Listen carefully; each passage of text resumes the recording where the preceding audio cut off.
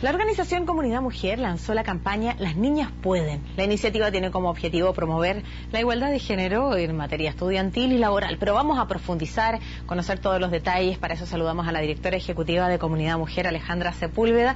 Gracias por acompañarnos, Alejandra. ¿Cómo estás? Hola, muchas gracias a ti.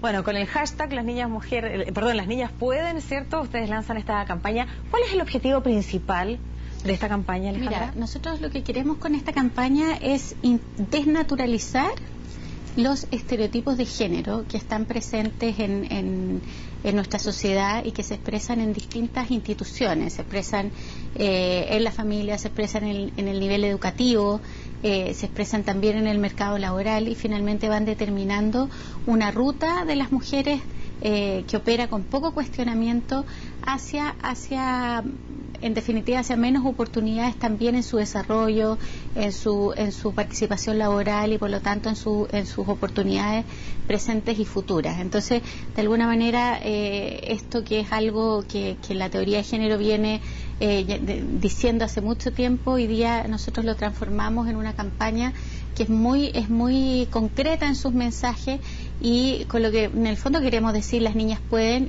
y dejémoslas elegir y ser todo lo que ellas quieran exactamente, porque efectivamente vamos viendo cómo se identifican sobre todo en el sistema educativo estereotipos que van incluso afectando cuál es la motivación de las mujeres frente al estudio de ciertas materias. Las matemáticas son un caso emblemático de aquello. Estamos acompañando el video cierto, que es parte de esta campaña, y estamos hablando de estos estereotipos, sí, desde que nacen, ¿cierto? Es que podemos nosotros empezar a entregar estos estereotipos. Ahí aparecía una niñita con este juego de tazas y este hombre con unas herramientas, y pareciera que no puede ser al revés. ¿Cuáles son los principales estereotipos que finalmente pudieran condicionar futuras conductas que posiblemente lleven a la discriminación? Bueno, nosotros vivimos insertos en una cultura que es una cultura machista, una cultura conservadora, donde se asignan roles determinados a hombres y a mujeres, las mujeres principalmente en relación al cuidado de los hijos, a la casa, y los hombres hacia afuera como proveedores. Y eso parte desde muy temprano, desde que son los niños, muy chiquititos. Se ve como una expresión de esos estereotipos el tema de los juegos, qué juguetes les regalamos a unos y a otros. Para las mujeres parece natural regalarles juguetes en los que lo importante es cómo ellas se ven, los espejos, los disfraces de princesa, en el fondo expresando y resaltando mucho su apariencia física, por ejemplo, o su rol tradicional. Y en el caso de los hombres, ¿qué es lo que uno les fomenta? La exploración, la construcción, en el fondo lo que se llaman las áreas duras, el fútbol, el deporte.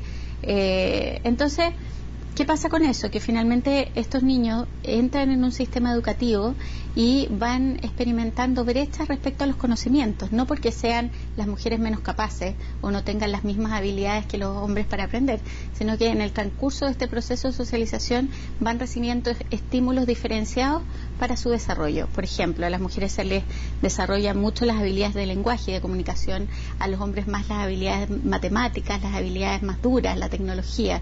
Y eso se expresa, y tenemos ahí los datos de las pruebas CIMSE, de las PISA, de la PSU, donde vemos que sistemáticamente las mujeres a partir de cierta edad, desde octavo básico, van perdiendo competencias y van perdiendo en el fondo espacios de aprendizaje donde ellas puedan perfeccionar las matemáticas. Por lo tanto, las brechas se expresan en ese ámbito. El CIMSE a partir de octavo tiene una diferencia muy importante en el rendimiento de hombres y mujeres en esto. Esto se sigue expresando luego en la prueba PISA, que se mide a los 15 años, y en la PSU también llegamos con esa brecha. Y lo importante y lo grave de esto es que el desarrollo de las matemáticas y de este conocimiento determina cuáles van a ser tus ingresos y tus perspectivas laborales futuras. Claro. Entonces, ¿qué es lo que opera ahí? Una autoselección. Las mujeres dicen: soy mala para las matemáticas, aunque no lo sean, pero hay también un problema de ansiedad y de inseguridad frente a estas materias. Entonces voy a irme en un campo de estudio que no tenga esta materia. Entonces, ¿qué eligen? Fundamentalmente psicología, fundamentalmente enseñanza, las áreas de la salud como la enfermería, y se va reproduciendo entonces un proceso de segmentación que las termina luego llevando hacia áreas del mercado laboral que también son las consideradas feminizadas. Nuevamente, la educación, el comercio, las áreas de la salud. ¿Y dónde están los hombres? Los hombres están en las ingenierías, en las tecnologías, en la construcción, que son carreras y luego oficios que en Chile son mejor considerados y también son mejor pagados. Y entonces, en este camino hacia esta segmentación, luego tenemos que las mujeres van ganando menos que los hombres. Ahí podemos introducir el elemento de la maternidad, que hoy día es un costo totalmente asociado a la mujer, que eso también determina sus menos oportunidades de ingresos en el mercado laboral, y así se va reproduciendo un ciclo de desigualdad que nos lleva incluso a los momentos en que las mujeres nos tenemos que pensionar y nos encontramos con que tenemos pensiones mucho más bajas que los hombres y por lo tanto una perspectiva de vejez digna también bastante disminuida. Entonces es importante relacionarlo con un ciclo de la desigualdad, porque todo lo que partimos y empezamos fomentando en los niños desde muy temprano se refleja en toda la trayectoria, en la trayectoria educacional y ocupacional. Alejandra, tú has sido súper clara en este ciclo de la desigualdad cuando nos cuentas de estos estereotipos que de muy temprana edad vienen a configurar, ¿cierto?, tus capacidades y luego el desarrollo que vas a tener. Pasaste por la educación preescolar, llegaste finalmente a las carreras que van a elegir. A propósito también con esta cadena que estamos, ¿cierto?, uniendo eslabón por eslabón, desde los estereotipos hasta la jubilación y en la última etapa de nuestra vida, cuando nos jubilamos con menos pensión que los hombres, a propósito de toda esta historia. Bien, ¿cómo rompemos entonces este ciclo de desigualdad desde esta estimulación temprana con la desigualdad que desde la casa o desde la cultura entregamos a los niños y niñas? Bueno, los desafíos son fundamentalmente el desafío del cambio cultural por una parte, y luego el poder como país liderar reformas estructurales que nos permitan también en el fondo subsanar los problemas que hoy día subyacen en torno al tema de la desigualdad en Chile. Dentro de lo que es sociocultural, efectivamente tenemos que dejar como actores sociales todos de reproducir estos estereotipos que marcan de alguna manera los primeros años de las mujeres y hombres. Y con ejemplos concretos, no tener miedo, por ejemplo, de invitar a las hijas e hijos a jugar determinados juegos, sin necesidad de que si es que el hombre va a la cocina a preparar y jugar con las tacitas, va a ser condición de algo.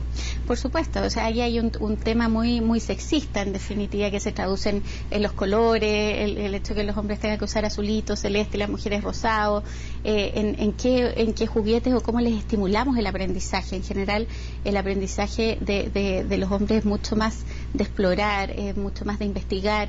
Le regalamos lupa, le regalamos juegos de construcción, y a las mujeres, ¿qué es lo que les regalamos? O sea, hay muñecas, la guagua, que está bien, si no digo que no haya que hacerlo, pero en definitiva no estamos viendo lo importante que es fomentar la igualdad en el aprendizaje. Es que, Alejandra, tú dices una palabra que hoy día son demasiado diferenciados, entonces que van abriendo brechas. Es que tú señalas una palabra que es clave en esto, y esto es un comentario más que una pregunta, porque tú hablas en primer lugar de desnaturalizar. No se trata de que mi hija o mi hijo no pueda jugar con una muñeca, sino más bien de desnaturalizar el concepto que hay ahí atrás. Exacto. Que todo esto es una construcción cultural y que finalmente ha llevado a una tremenda desigualdad en el caso de la mujer. Exacto. Yo te quisiera preguntar lo siguiente. Estamos discutiendo la ley de cuotas, estamos hablando de distintas políticas públicas que vienen a romper esta desigualdad. ¿Qué tan importante son las políticas públicas para ayudar a este cambio cultural? Bueno, son súper importantes porque las políticas públicas impactan el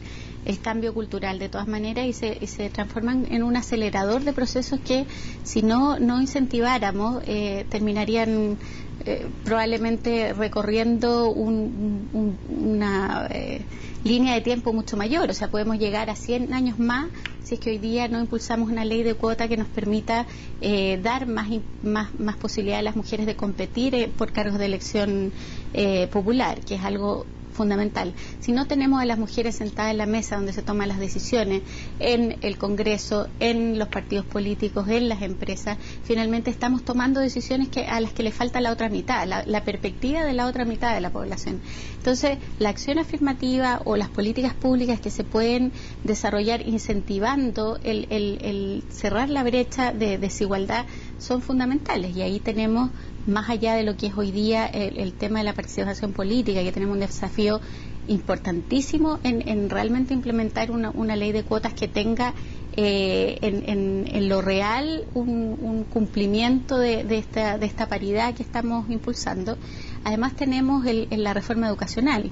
La reforma educacional tiene un desafío que hoy día es de segunda generación, porque ya no solamente hablamos del acceso de hombres y mujeres al sistema educativo, que ya está logrado, que es un acceso paritario, sino que estamos hablando de cómo fomentamos que las mujeres que están tan ausentes de áreas como la ciencia, las matemáticas, la ingeniería y la tecnología puedan estar ahí y desarrollarse ahí, porque eso finalmente va a repercutir en el capital humano de todos, de chilenos y chilenas.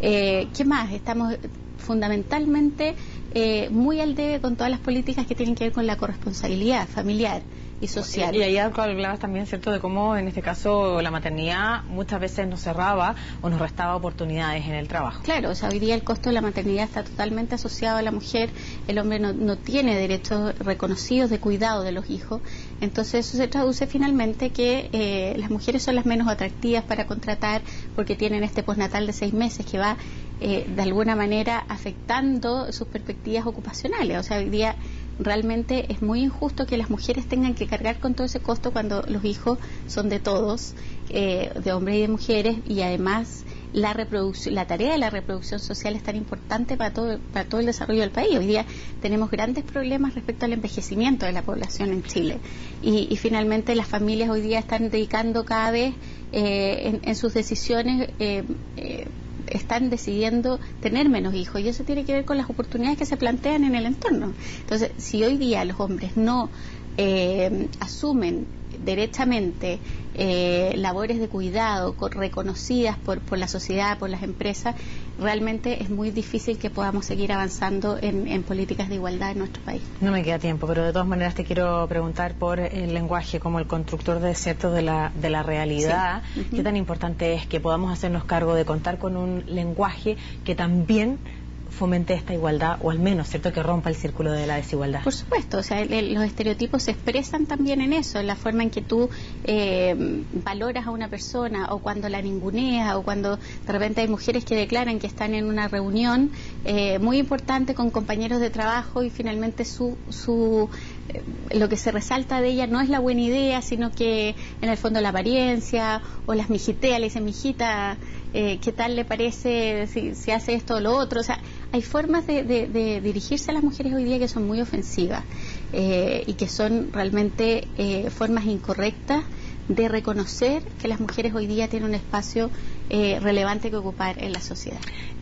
Alejandra, te tengo que despedir, pero queda el desafío pendiente para la sociedad, para los hombres con este desafío que tú planteas, pero también para nosotras las mujeres. Estaba revisando la página de ustedes, hay un blog, hay columnas de opinión, hay mucho material, ¿cierto?, para poder empoderarnos de estos temas y por supuesto también desde nuestro género poder aportar a este desafío, y el hashtag la campaña Las Niñas Pueden. Tú tenías algo que mostrar, así que yo quiero invitarlos a comprometerse con nuestra campaña Las Niñas Pueden, porque queremos que ellas lleguen a hacer todo lo que quieran sin limitaciones. Síganos en nuestro sitio web www.lasniñaspuden.cl. Gracias. Gracias por acompañarnos, Alejandra, que tengas una linda tarde. Gracias a ti.